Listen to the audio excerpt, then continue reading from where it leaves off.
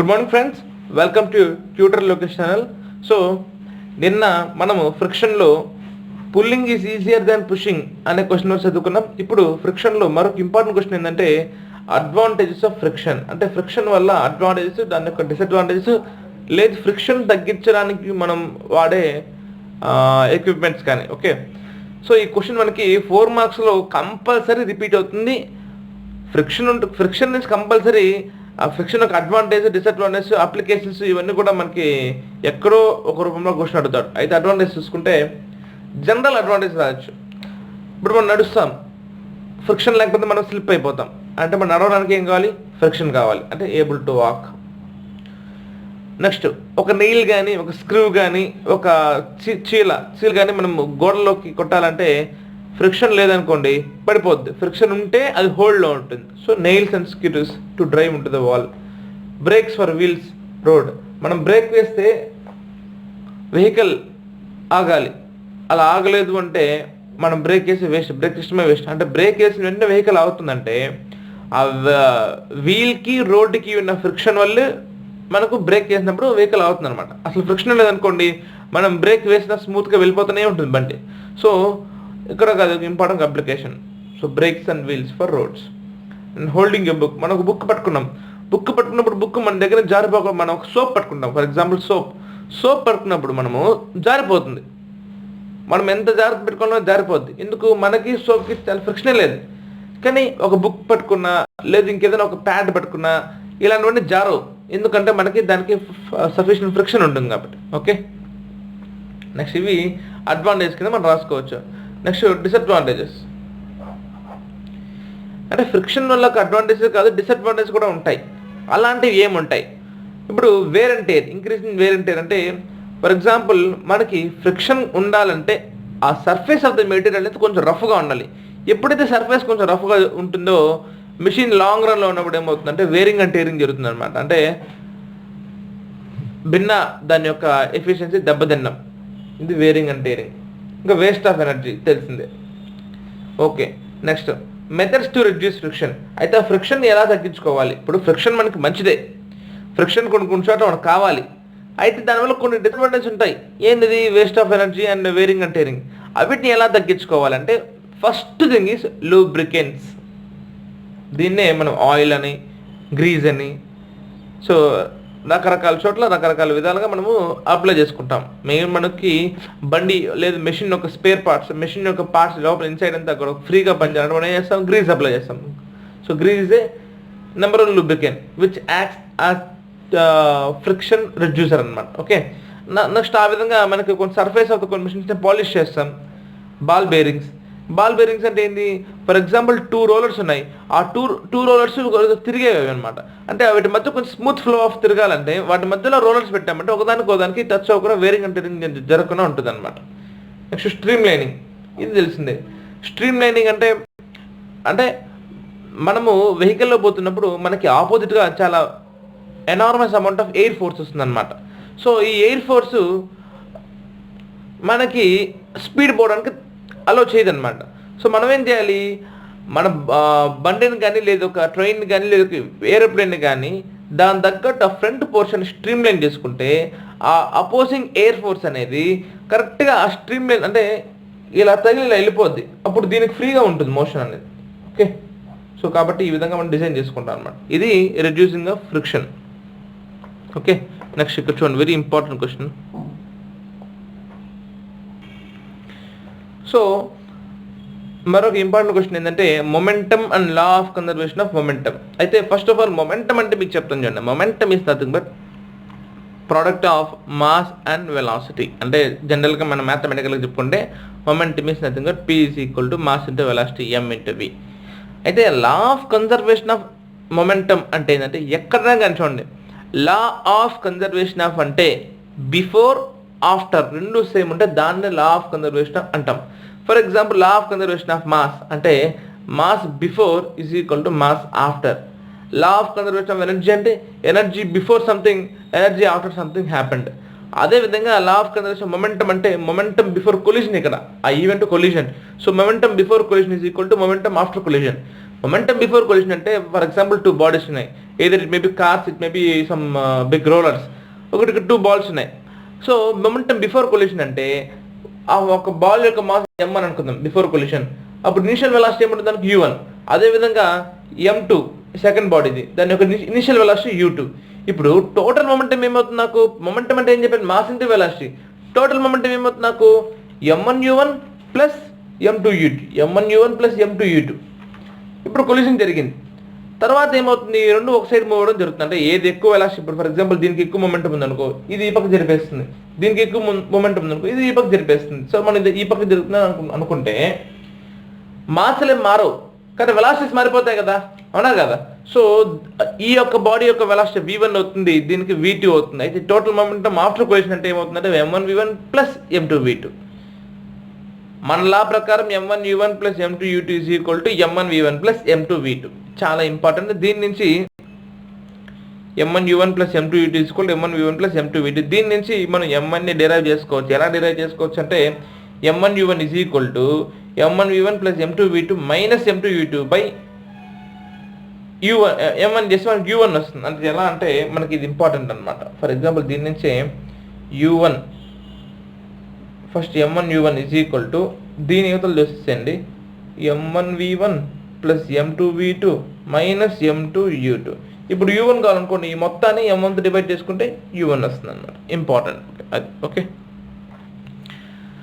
మనకి 4 మార్క్స్లో ఎక్కువ రిపీట్ అయ్యే క్వశ్చన్ చెప్తాను చూడండి. ఈ క్వశ్చన్ కంపల్సరీ వస్తుంది. కనీసం 2 మార్క్స్ కన్నా వస్తుంది. ఒక సింపుల్ డెఫినేషన్ 4 మార్క్స్ కంపల్సరీ వస్తుంది. ఎందుకంటే ఇది బీటెక్లో కూడా చాలా ఇంపార్టెంట్. ఇది ఈ centre of mass and centre of gravity. అయితే centre of mass, centre of gravity, first నేను ఒక చిన్న ఎగ్జాంపుల్ చెప్తాను చూడండి. W is equal to mg అంటే weight is equal to mass into gravity. ఈ వెయిట్ని బేస్ చేసుకునే క్రియేట్ చేసిన డెఫినేషన్ ఏంటంటే సెంటర్ ఆఫ్ గ్రావిటీ. ఇక్కడ మాస్ ఎంని బేస్ చేసుకుని క్రియేట్ చేసిన డెఫినేషన్ ఏంటంటే సెంటర్ ఆఫ్ మాస్. ఓకే, వాడికి ఏంటంటే సెంటర్ ఆఫ్ మాస్ చూడండి, the point at which entire mass of the body is supposed to be acted. అంటే ఫర్ ఎగ్జాంపుల్ ఒక ప్యాడ్ ఉందండి, లేదా ఇక్కడ ఒక ప్యాడ్ ఉంది అనుకుందాం. ఈ ప్యాడ్లో సెంటర్ ఆఫ్ మాస్ ఎక్కడ ఉంటుందంటే మనం ఇక్కడెక్కడ సెంటర్ చూపిస్తాం. అంటే ఇక్కడ కానీ మనం కరెక్ట్గా పట్టుకుంటే మొత్తం బాడీ అంతా బ్యాలెన్స్ అవుతుంది. అలా కాకుండా ఇక్కడ పట్టుకోకుండా ఇక్కడ పెట్టుకున్నాం అనుకోండి, మనం బాడీ బ్యాలెన్స్ అవుతుందా ఆ పక్క ఈ పక్క కింద పడిపోవడానికి పైకి వెళ్ళడానికి ట్రై చేస్తుంది. అంటే ఏంటి, ఎక్కడ ఏ పాయింట్ కాడైతే మనం పట్టుకుంటే బాడీ ఎంత స్టేబుల్గా ఉంటుందో దాన్నే మనం సెంటర్ ఆఫ్ మాస్గా అజ్యూమ్ చేసుకుంటాం. That is what it. The point at which entire mass is acted, suppose to be acted, is known as centre of mass. అదే సెంటర్ ఆఫ్ గ్రావిటీ తీసుకుంటే ఇక్కడేమో మాస్ అన్నాను, అక్కడేమో వెయిట్ అంటాను. The point at which entire weight of the body acts. Okay, ఇది important. Next, centre of mass is independent of acceleration due to gravity. Acceleration due to gravity అంటే ఏంటి మనకి g. Mass అంటే single mass కదా m, అది independent. కానీ weight W mg కదా, అంటే weight is directly depend upon g. Okay, directly depend upon g. So centre of gravity depends upon gravity. W mg proof. అది సెంటర్ ఆఫ్ మాస్కి గ్రావిటీకి సంబంధం లేదు, అది మాస్ పైన డిపెండ్ అవుతుంది. కానీ వెయిట్ మాత్రం కంపల్సరీ ఏమవుతుంది, సెంటర్ ఆఫ్ గ్రావిటీ ఏమవుతుంది అంటే it depends upon acceleration due to gravity.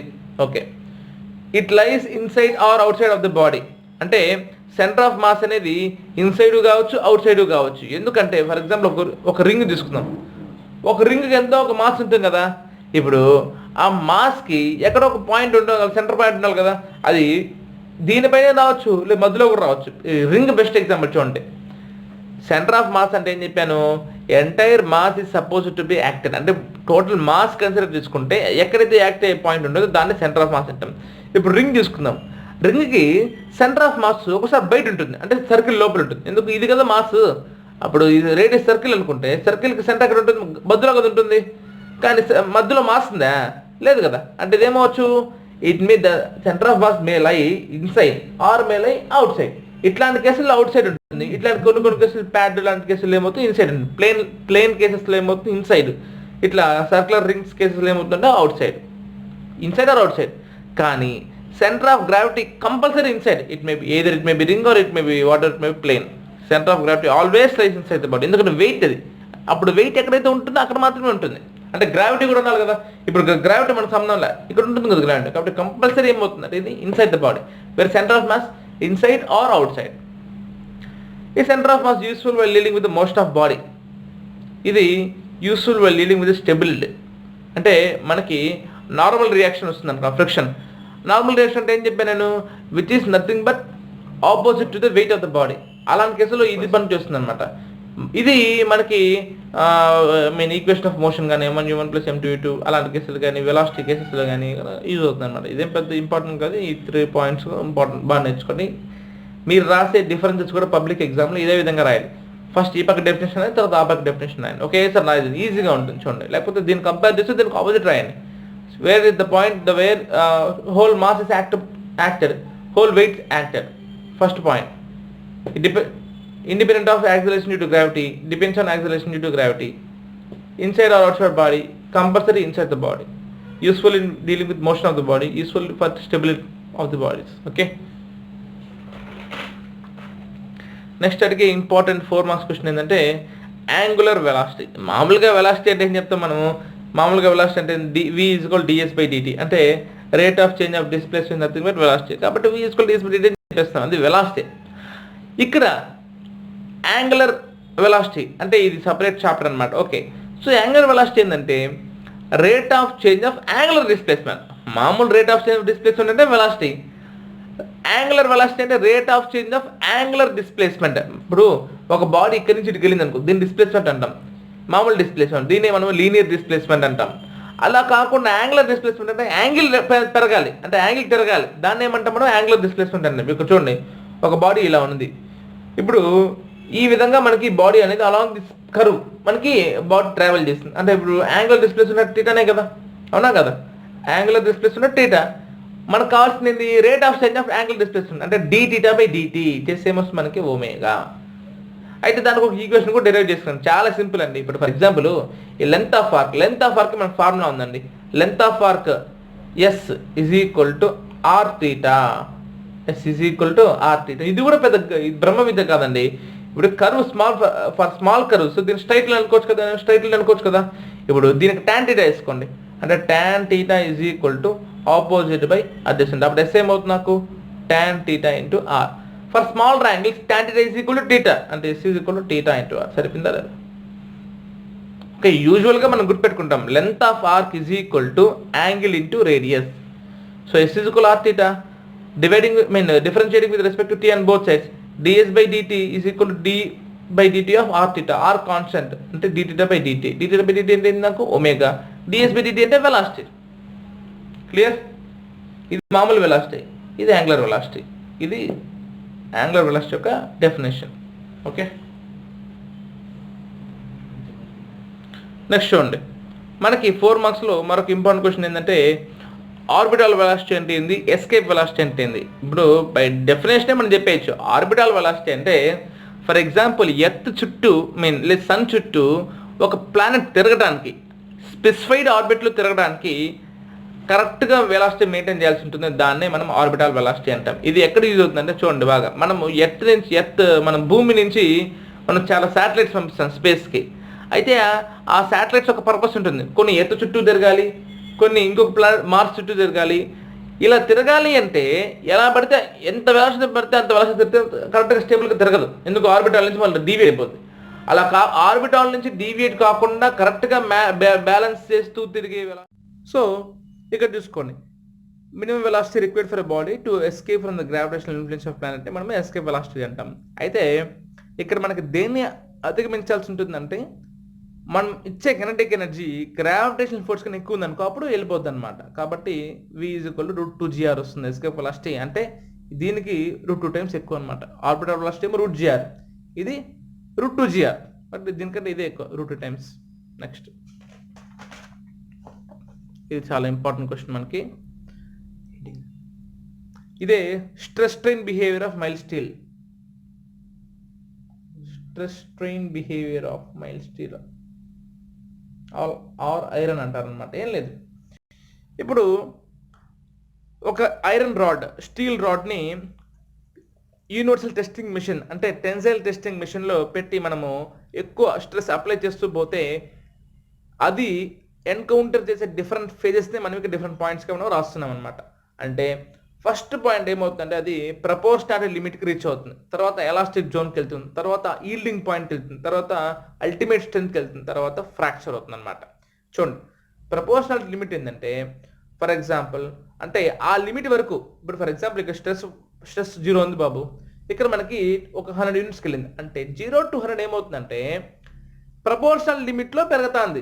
దాని ఉద్దేశం ఏంది, మనము ఆ లోడ్ రిమూవ్, ఇప్పుడు ఇలా ఉంది ఒక బాడీ ఇలా ఉంది, దీని ఇలా నేను టెన్షన్ అప్లై సాగదీశాను, ఎంతవరకు సాగదీశాను, ఇంకొక 5 సెంటీమీటర్స్ సాగదీశాను, కానీ వెంటనే నేను లోడ్ రిమూవ్ చేశాను, మళ్ళీ వెనక్కి వెళ్ళిపోద్ది అనమాట. దీన్నే ప్రపోర్షనల్ లిమిట్ అంటాం. అంటే ఇలా లోడ్ అప్లై చేసినప్పుడు ఏమో సాగుతుంది, లోడ్ రిమూవ్ చేస్తే ఏమవుతుంది, మళ్ళీ వెనక్కి వెళ్ళిపోద్ది. అంటే దీన్ని ఏమంటాం ఇక్కడ ఎలాస్టిక్ లిమిట్, అదే ప్రపోర్షనల్ లిమిట్. ప్రపోర్షనల్ లిమిట్లో ఎంత ఫోర్స్ అప్లై చేసి మళ్ళీ ఎంత రిలీజ్ చేస్తే ఒరిజినల్ పొజిషన్కి వెళ్ళిపోద్ది అనమాట. అంటే ఎగ్జాక్ట్లీ ప్రపోర్షనాలిటీ మెయింటైన్ చేస్తుంది ప్రపోర్షన్. దీన్నే మనం హుక్స్లా అంటాం, స్ట్రెస్ డైరెక్ట్లీ ప్రపోర్షనల్ స్ట్రింగ్. ఇది పీ పాయింట్. కొంచెం ఇంకా ఎక్కువ అప్లై చేసాం అనుకో, ప్రపోర్షనల్ లిమిట్ లేకపోయినా ఎలాస్టిక్ జోన్ వరకు ఉంటుంది. ఇది ఈ అంటే ఇప్పుడు ఇలా ఉంది బాడీ, ఇంకొంచెం ఎక్కువ అప్లై చేశాను, మళ్ళీ లోడ్ రిమూవ్ చేస్తున్నాను, మళ్ళీ కొంచెం బ్యాక్ వస్తుంది, కానీ కొంచెమే బ్యాక్ వస్తామండి, మళ్ళీ పూర్తిగా రాదనమాట. ప్రపోర్షన్ మెయింటైన్ చేయదు, కానీ బ్యాక్ అయితే వస్తుంది, అంటే ఎలాస్టిక్ అనే బిహేవ్ చేస్తుంది, but does not obey Hooke's. ఇది elastic limit. Once elastic limit దాటేసింది, ఇంకా అప్లై చేస్తున్నాను, అప్పుడు ఏమవుతుందంటే సాగుతుంది, ఎక్కువ సాగుతుంది ఇంకా, కానీ మళ్ళీ లోడ్ రిమూవ్ చేస్తే ఇంకా రాదు, వెనక్కి రాదు. దాన్ని ఏమంటాం అంటే పర్మనెంట్ ఈల్డింగ్ పాయింట్. అంటే ఈల్డ్ అంటే ఏంది, కొంచెం లెంత్ పెరిగిపోతుంది అనమాట, పర్మనెంట్గా ఈల్డ్ స్టార్ట్ అవుతుంది అనమాట. అంటే మళ్ళీ లోడ్ రిమూవ్ చేస్తే మనకు రాదు అది, ఎందుకు మనం బియాండ్ పెంచేస్తున్నా పోతున్నాం, స్ట్రెస్ పెరగతా పోతుంది, అంటే దాని ఏమాత్రం yield point, permanent increase in length. ఇది మెయిన్ పాయింట్ చెప్తున్నాం. మనకి కరెక్షన్ చేసేవాడికి కీలో ఇది చూస్తారు, మొత్తం మన రాసి 50 లైన్లు ఇవ్వరు, మెయిన్ పాయింట్ ఇది ఉందా లేదా చూసుకుంటారు, అవి చెప్తున్నాం మీకు. ఓకే, నెక్స్ట్ ఇది టెన్సైల్ పాయింట్. దీన్ని అల్టిమేట్ స్ట్రెంత్ అంటాం. అంటే ఈ పాయింట్ కాదు, ఫర్ ఎగ్జాంపుల్ ఈ బాడీ బాగా స్ట్రెస్ అప్లై చేస్తున్నాం,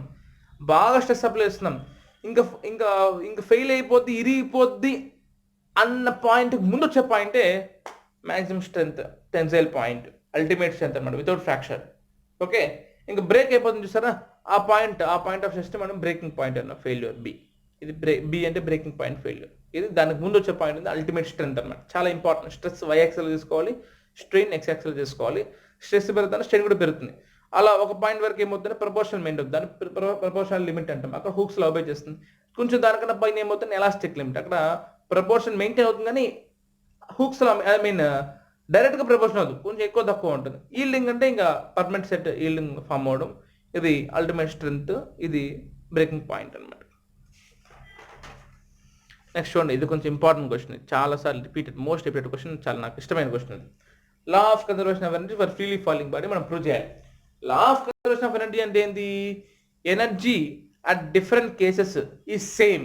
అంటే energy before collision after is equal to energy after collision, అలానే డిఫైన్ చేసుకోవచ్చు. ఇక్కడ కొలిషన్ కాదు కాబట్టి లా ఆఫ్ కన్జర్వేషన్ అంటే ఏంటంటే energy same at every point అనమాట. ఓకే సార్, చూడండి, ఫ్రీలీ ఫాలింగ్ బాడీ మనం 3 కేసెస్ తీసుకున్నాం. ఒకటి స్టార్టింగ్ కేసు బాల్ ఇక్కడ ఉన్నప్పుడు, ఇంకోటి మధ్యలో ఇంటర్మీడియట్ కేసు బాల్ ఇక్కడ ఉన్నప్పుడు, ఇంకోటి లాస్ట్ కింద పడిపోయింది బాల్ ఇక్కడ ఉన్నప్పుడు అన్నమాట. ఈ 3 పాయింట్స్ కాడ టోటల్ ఎనర్జీ కానీ సేమ్ వస్తే then we can say that law of conservation of energy is satisfied. అయితే ఫస్ట్ ఈ పాయింట్ ఇక్కడ చూస్తాను చూడండి. ఎప్పుడు కూడా మనకి బాల్కి ప్రధానంగా 2 టైప్స్ ఆఫ్ ఎనర్జీస్ ఉంటాయి. ఒకటి పొటెన్షియల్ ఎనర్జీ, ఇంకోటి కెనెటిక్ ఎనర్జీ. ఓకే, ఒకటి పొటెన్షియల్ ఎనర్జీ, ఇంకోటి కెనెటిక్ ఎనర్జీ. పొటెన్షియల్ ఎనర్జీ అంటే ఏంటి, డెఫినేషన్ ప్రకారం పొటెన్షియల్ ఎనర్జీ అంటే energy caused by virtue of it's position. దాని యొక్క హైట్ వల్ల వచ్చే ఎనర్జీని మనం పొటెన్షియల్ ఎనర్జీ అంటాం. ఒకవేళ దాని యొక్క వెలాసిటీ వల్ల వచ్చే ఎనర్జీ మనం కెనెటిక్ ఎనర్జీ అంటాం. చూడండి, ఇప్పుడు బాడీ ఈ హైట్లో ఉంది, బాడీ గ్రౌండ్ నుంచి ఎంత హైట్లో ఉంటుందో అదే పొటెన్షియల్ ఎనర్జీ, అంటే mg into H. Kinetic energy అంటే వెలాసిటీ వల్ల వచ్చే వెలాసిటీ వల్ల వచ్చే ఎనర్జీ. ఫర్ ఎగ్జాంపుల్ ఇక్కడ ఫ్రీలీ ఫాలింగ్ బాడీకి ఇనిషియల్ వెలాసిటీ ఉంటుందా, ఉండదు. కాబట్టి వెలాసిటీ ఏమవుతుంది, 0. కాబట్టి కెనెటిక్ ఎనర్జీ ఏమవుతుంది, 0. బట్ టోటల్ అంటే ఏమవుతుంది, నాకు PE plus kg, total is equal to mgh plus 0 అంటే mgh. అర్థమైందా? పొటెన్షియల్ ఎనర్జీ అంటే దాని యొక్క హైట్ వల్ల వచ్చే ఎనర్జీ mgh. కెనెటిక్ ఎనర్జీ అంటే అక్కడ వెలాసిటీ వల్ల వచ్చే ఎనర్జీ. సో ఈ పాయింట్ ఇక్కడ మనకి టోటల్ ఎనర్జీ ఎంత వచ్చింది, మనకి టోటల్ ఎనర్జీ అది mgh వచ్చింది. ఇప్పుడు బి అంటే ఆ బాల్ పై నుంచి ఎక్స్ డిస్టెన్స్ ట్రావెల్ వచ్చి మధ్యలో ఎక్కడో ఉంది, పై నుంచి ఎక్స్ డిస్టెన్స్ ట్రావెల్ అయ్యి మధ్యలో ఎక్కడో ఉంది. ఇప్పుడు ఇక్కడ పొటెన్షియల్ ఎనర్జీ ఏమవుతుంది? నేనేం చెప్పాను? పొటెన్షియల్ ఎనర్జీ అంటే గ్రౌండ్ నుంచి ఎంత హైట్లో ఉంటుందో అది తీసుకోవాలి. టోటల్ ఎక్స్ ట్రావెల్ అయింది, టోటల్ హైట్ ఎంత హెచ్, ఈ హెచ్లో ఎక్స్ పోతే ఎంత, ఇదే వచ్చే మనకి హెచ్ మైనస్ ఎక్స్ కదా.